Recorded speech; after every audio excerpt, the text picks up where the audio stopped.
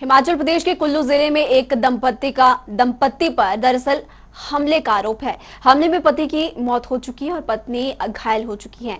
ये भी मामला आपको बता दें कि अब सियासी तूल पकड़ चुका है। दरअसल कांग्रेस ने पूरे मामले को लेकर शिमला में प्रदर्शन भी किया। कुल्लू पुलिस ने केस में अब मर्डर की धारा भी जोड़ दी है। मामले में घायल हुए कायस के पूर्व प्रधान परसराम की इलाज के 17 दिन बाद चंडीगढ़ पीजीआई में मौत हो गई थी और पुलिस ने अब तक इस मामले में आरोपियों को भी गिरफ्तार किया है।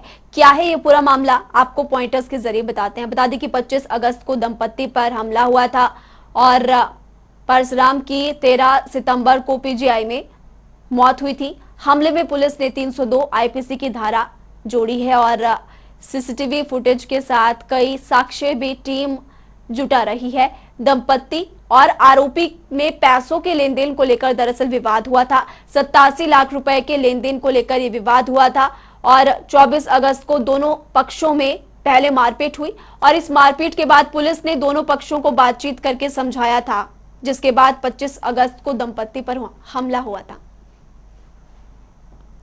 कुल्लू में परसराम और उनकी पत्नी पर किए जानलेवा हमले को लेकर कांग्रेस न्यायिक जांच की मांग कर रही है। ये भी आपको जानकारी दे दें कि शिमला में कल इसी को लेकर कांग्रेस कार्यकर्ताओं की तरफ से रोष प्रदर्शन किया गया, मौन प्रदर्शन किया गया और राज्यपाल को ज्ञापन सौंपकर न्यायिक जांच की भी मांग कुलदीप सिंह राठौर की तरफ से उठाई गई है।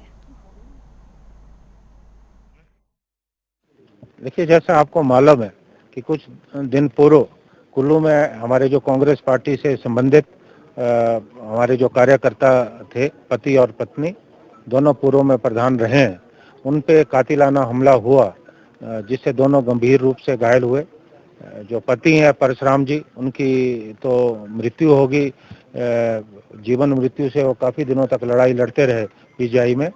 और जो उनकी पत्नी है योमा देवी, वो अभी तक जो है उपचाराधीन है नेर चौक जो मेडिकल कॉलेज है।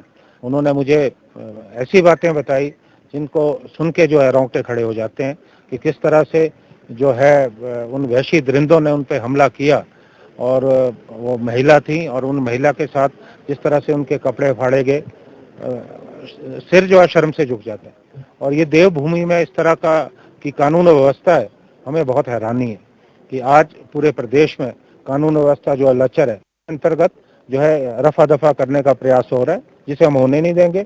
हम राज्यपाल महोदय से ये मांग करने जा रहे हैं कि इसकी न्यायिक जांच होनी चाहिए और साथ में, क्योंकि जो परिवार का कमाने वाला था उसको तो वो तो जो है उसकी तो मृत्यु हो गई है, उनका कत्ल हुआ है, तो उनके परिवार में उनके 2 पुत्र हैं, कम से कम एक पुत्र को जो है सरकारी नौकरी मिलनी चाहिए।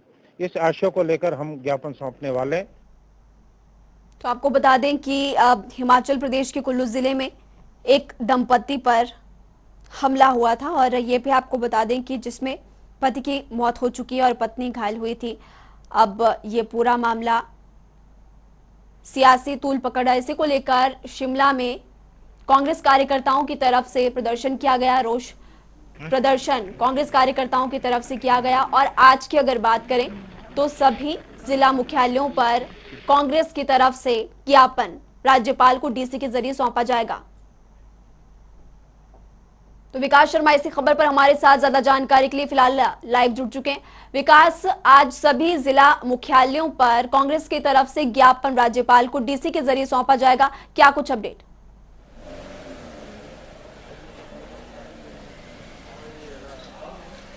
बिल्कुल, देखिए शिमला में, क्योंकि बीते कल ही शिमला में बड़ा प्रदर्शन जो है यहाँ पर किया गया और कुलदीप राठौर जो कि कांग्रेस के प्रदेश अध्यक्ष हैं वो मौजूद रहे। उनके साथ कुछ दलित नेता जो थे वो यहाँ पर मौजूद थे और एक विधायक जो थे जगत सिंह नेगी वो यहाँ पर मौजूद थे। तमाम इन लोगों ने पदाधिकारियों के साथ मिलकर जो है अब राज्यपाल को ज्ञापन जो है बीते कल यहाँ पर दिया था और आज इसी कड़ी में सभी जिला मुख्यालयों पे, शिमला को छोड़कर जितने भी हिमाचल प्रदेश के जो जिलाधीश हैं सभी डीसी को एक ज्ञापन जो है वो सौंपा है और उन्हीं के जरिए ज्ञापन जो है ये राज्यपाल को सौंपा जाएगा। दरअसल इस मामले में अब घटनाक्रम ये है कि पहले पुलिस जो है 11 लोगों को गिरफ्तार करती है, लेकिन जब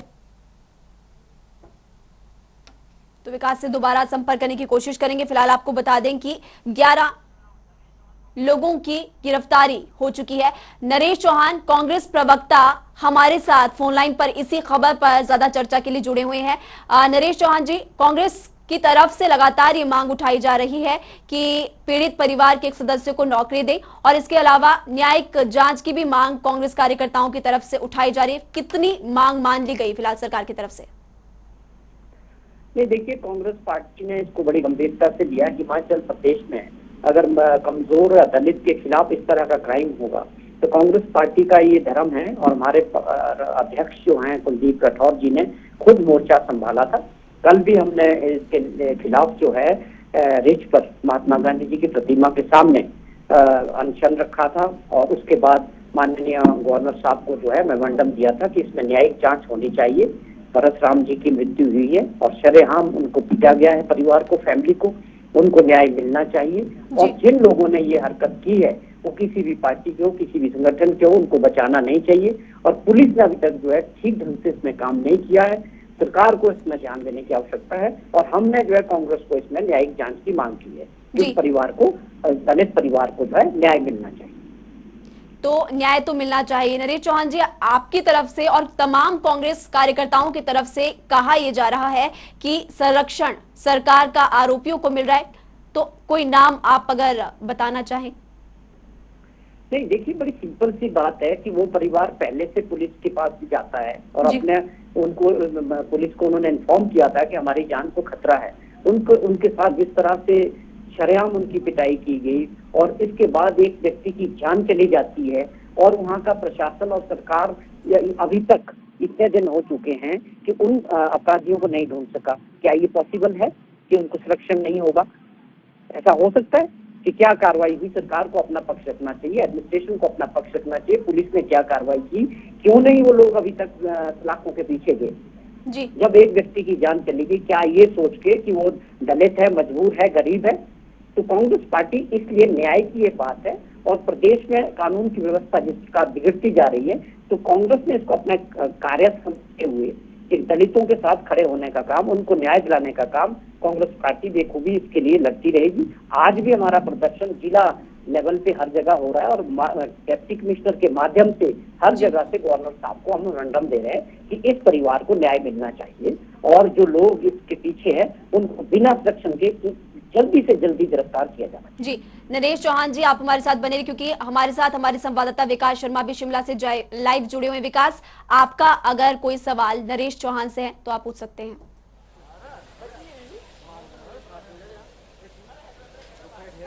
बिल्कुल, देखिए नरेश जी, मेरा सीधा सवाल आपसे यही है कि कुल्लू का जो ये घटनाक्रम हुआ या फिर हमने कांगड़ा में भी देखा जो जगजीवन पाल जो पूर्व में विधायक रहे हैं उनके साथ इस तरह से बर्बरता हुई है, ऐसे में कांग्रेस पार्टी लगातार हमलावर रुख इख्तियार जरूर कर रही है, लेकिन भाजपा का ये कहना है कि आपके पास कोई मुद्दे नहीं हैं और इसीलिए कोई नया मुद्दा जो है वो हर बार आप ढूंढकर जो है तलाशते हैं और इस तरह से हमला जो है वो बेबुनियाद तरीके से किया जाता है। किस तरह से देखते हैं आप उनके इस बयान को? बात है कि हमारा जो प्रदेश जाना जाता है शांति प्रिय प्रदेश है हिमाचल प्रदेश, और इसको बनाए रखना, लॉ एंड ऑर्डर को संभालना जो सरकार होती है, सत्ता में उनका काम होता है।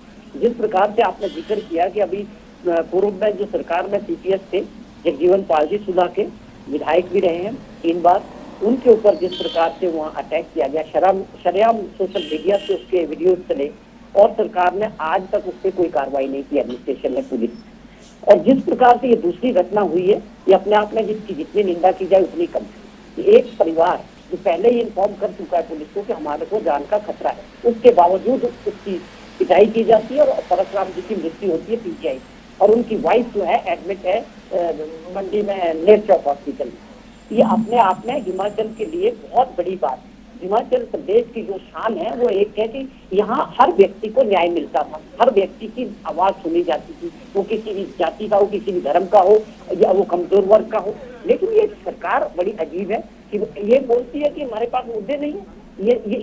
ये बहुत बड़े मुद्दे हैं, ये पूरे हिमाचल के लोगों से जुड़े हुए मुद्दे हैं। अगर आपके लॉ एंड ऑर्डर की ये सिचुएशन है और लोगों को न्याय नहीं मिलता है और आप तो पिटाई की बात तो छोड़िए, उसने जान गंवा दी, फिर भी आज तक इतने दिन हो गए सरकार ने और प्रशासन ने और पुलिस ने ये नहीं बताया कि लोग अरेस्ट क्यों नहीं हुए।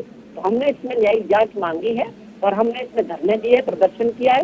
हर आज पूरे प्रदेश के अंदर ये डिस्ट्रिक्ट हेडक्वार्टर्स में प्रदर्शन हो रहा है। उसके बाद डिप्टी कमिश्नर के थ्रू गवर्नर को हम मांग करेंगे, मेमोरेंडम दे रहे हैं कि इसमें जो है न्यायिक जांच बैठाई जाए और जल्दी से जल्दी इस दलित परिवार को जो है न्याय मिलना चाहिए। तो जांच की मांग यहाँ पर उठाई जा रही है। नरेश चौहान जी, आप हमारे साथ बने रहिए, विकास आप हमारे साथ बने रहिए, क्योंकि गणेश दत्त जो कि बीजेपी के वरिष्ठ नेता है वो भी इस वक्त हमारे साथ फोन लाइन पर जुड़े हुए हैं। गणेश दत्त जी, क्योंकि यहाँ पर कांग्रेस प्रवक्ता भी हमारे साथ जुड़े हुए हैं और कुल्लू हत्याकांड को लेकर लगातार मांग उठाई जा रही है कि गहनता से इस पूरे मामले की जांच हो और आरोपियों को सलाखों के पीछे किया जाए। लेकिन यहाँ पर आरोप ये भी लग रहा है कि आरोपियों का संरक्षण जो है वो बीजेपी को मिल रहा है। देखिए, जो कुल्लू की ये जो घटना हुई है ये काफी दुर्भाग्यपूर्ण है और इस तरह की घटनाओं की हम एक निंदा करते हैं। और ये एक असामयिक कुछ दो ग्रुपों के में लड़ाई झगड़ा हुआ और उसके बाद एक व्यक्ति परशुराम उनकी जाकर के हॉस्पिटल में बाद में डेथ हुई है और उनकी पत्नी भी शायद उपचाराधीन है। लेकिन इस विषय को हमारी सरकार ने और माननीय मुख्यमंत्री जी ने बड़ी गंभीरता से लिया है और अभी तक 9 लोगों को इस मामले में गिरफ्तार किया जा चुका है और सरकार पूरी तरह से निष्पक्ष जांच कर रही है और जो भी दोषी होंगे, लाइव चल रहा है यार,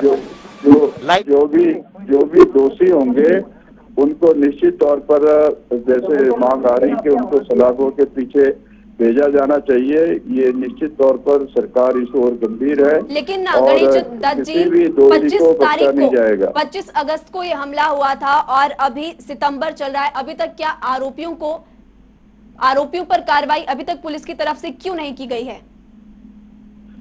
देखिए, जो इस मामले को एक अभी तक मैंने कहा कि 9 लोगों को इसमें अभी तक गिरफ्तार किया जा चुका है जी। और इस पूरे मामले की जांच जो है ना पुलिस के उच्च अधिकारी कर रहे हैं और माननीय मुख्यमंत्री जी ने स्पष्ट रूप से कहा है वहां के प्रशासन को, पुलिस को कि इस मामले की पूरी तरह से निष्पक्ष जांच करें और जो भी लोग हैं दोषी हैं उनके खिलाफ कार्रवाई करें और सरकार किसी भी दोषी को किसी भी कीमत पर बचाएगी नहीं और हमारी सरकार पूरी तरह से संवेदनशील है और इस मामले में कोई लापरवाही बरतने का सवाल ही नहीं पैदा होता। लेकिन दुर्भाग्यपूर्ण स्थिति क्या है कि कांग्रेस पार्टी अनावश्यक इसको एक राजनीतिक टूल दे करके एक अनुसूचित जाति और ओपन की जाति का एक मुद्दा बना करके एक जनता के अंदर एक भ्रम पैदा करने का प्रयास कर रही है, जो अच्छी बात नहीं है। क्योंकि इस तरह की जब घटनाएं होती हैं तो ये एक त्वरित और एक मोमेंट्री जो है एक प्रकार की घटनाएं होती हैं और ऐसी घटनाओं पर राजनीति करने का कोई लाभ नहीं होता और कांग्रेस पार्टी को राजनीति करने से थोड़ा बाज आना चाहिए। जैसे हमने कहा कि सरकार पूरी तरह से गंभीर है और दोषियों को पकड़ भी लिया है, 9 लोगों को गिरफ्तार किया है और आगे भी कार्रवाई जारी है और पूरी तरह से हमारी सरकार संवेदनशील है और इस मामले की पूरी तरह से जांच कर रही है, ये मेरा कहना है। तो गणेश दत्त जो कि बीजेपी वरिष्ठ नेता है, उनकी तरफ से साफ तौर पर ये कहा जा रहा है कि सरकार गंभीर है, आरोपियों को बख्शा नहीं जाएगा और कांग्रेस इस मुद्दे पर लगातार सियासत कर रही है। वहीं आपको बता दें कि नरेश चौहान कांग्रेस प्रवक्ता भी हमारे साथ जुड़े हुए थे, जिनकी तरफ से कहा यह गया कि बीजेपी आरोपियों को संरक्षण दे रही है। तो शुक्रिया गणेश दत्त और नरेश चौहान इस तमाम चर्चा के लिए।